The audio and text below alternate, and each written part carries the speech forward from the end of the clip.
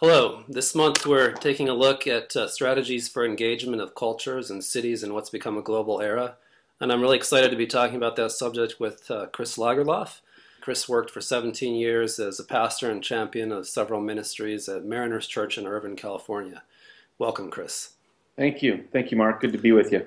Yeah. So, wondering if you could just briefly talk a bit about the framework to engage cities and cultures within what we now call the global era. Right. The world's changed. It's a global world. We're connected.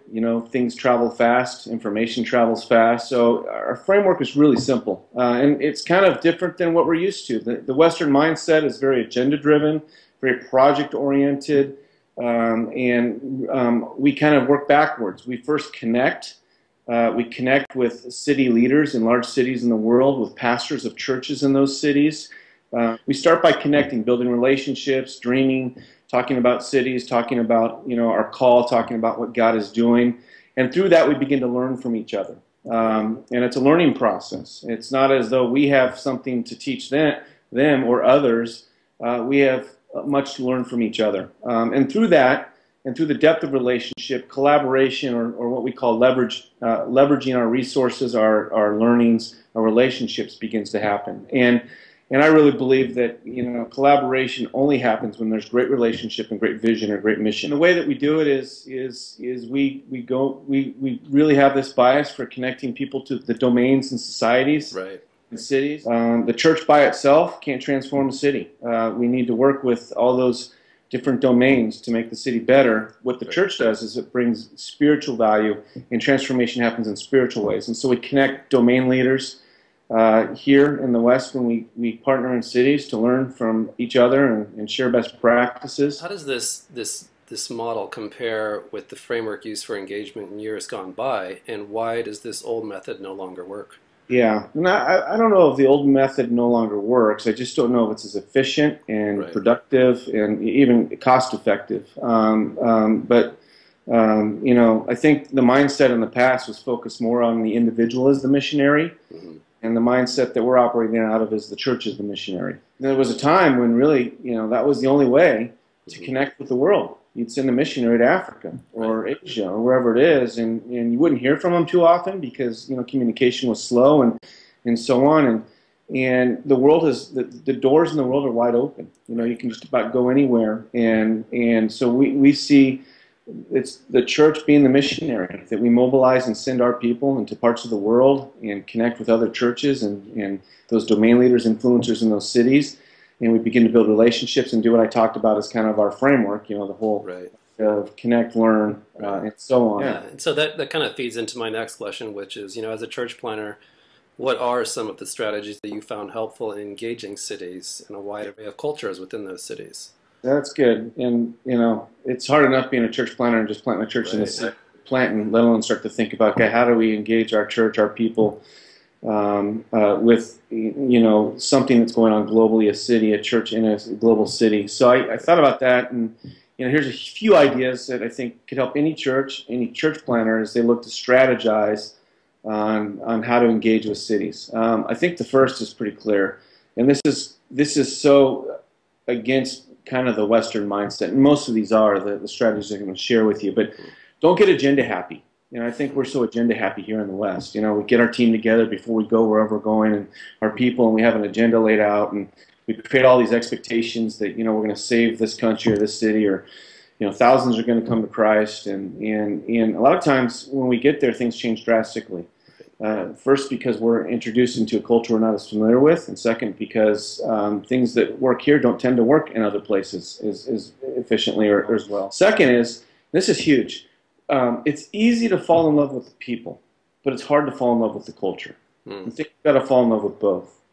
Our culture is different than most cultures in the world, and vice versa. And so I think there's a big part of and responsibility we have is we not only need to fall in love with the people, but we need to fall in love with their culture, love their food, their art, learn about it, their history. And I always say this: if you can't fall in love with their food, then you might want to focus on a different part of the world.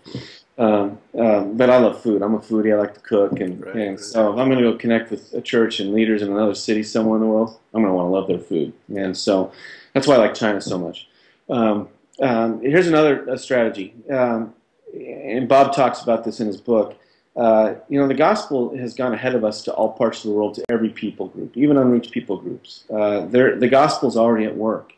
And so, in a lot of ways, our role is to show up and partner with what God's already been doing and what He's been doing for a long time. And so we can't get in the mindset of, we're the only answer, we're the only solution. We have the gospel. The gospel hasn't penetrated these people, this city, this country. The reality is God's been at work long before. Another strategy, we got a couple more. Okay. Keep your arrogance, our Western arrogance in check. We have good and bad things in our Western arrogance. But our goal should never be to make them like us politically, economically, socially, spiritually, especially when it comes to even planting and starting new churches, if that's one of the projects or goals of relationship and partnership between a church planner and a plant church in another city in the world. Interesting that in the West, we do church almost completely different than the rest of the world. And what works here doesn't work in a lot of places, and what's working there doesn't necessarily work here as well either. And so be open to the ideas as you build your relationships and do ministry and partner, that you may actually learn more than you have to teach. I learned this recently, Mark. In Dallas, we had about 10 or 12 of our global pastors from different cities around the world, like in countries, Indonesia, Philippines, India, Africa, Brazil, Mexico. There were more countries, Bangladesh. And one of the things that I learned, and I'm still thinking about this all the time and sharing this with people because it rocked my world in a lot of ways. Yeah. These guys follow the Holy Spirit, and they hear and obey. And I was just hearing them share how they lead and how people are coming to Christ. And one of the things that I really recognized is that our Western mindset, a lot of times, is we put a lot of barriers to the work of the Holy Spirit. One of the great barriers we put in the way of the Holy Spirit's work is money. Money decides a lot of things on how we lead, how we do church, what ministries we launch, what new things we do. And when you get around these guys, you're like, man, they're all Holy Spirit driven. Money's not the biggest obstacle. There's more urgency, and it's a different part of the world, and there's more different complexities and challenges. And the last thing, and this is critical, because we are so here, especially in the West, we are so focused on goals being accomplished and metrics being checked. Strategies evolve over time and through relationship. And so I would encourage a church planner to not come in with a punch list that, like, in the first year we're going to accomplish this, this, and that. Come in with a checklist of, in 10 years, what can we do together? And how could this impact our church, as well as how can we impact their church, their city, and so on and so forth. And really be committed to the long-term, long haul, because the reality is, we can accomplish only so much in 1 year, but in 10 years we can accomplish a lot more. Yeah, thanks a lot, Chris. I appreciate it. Okay, Mark, thank you.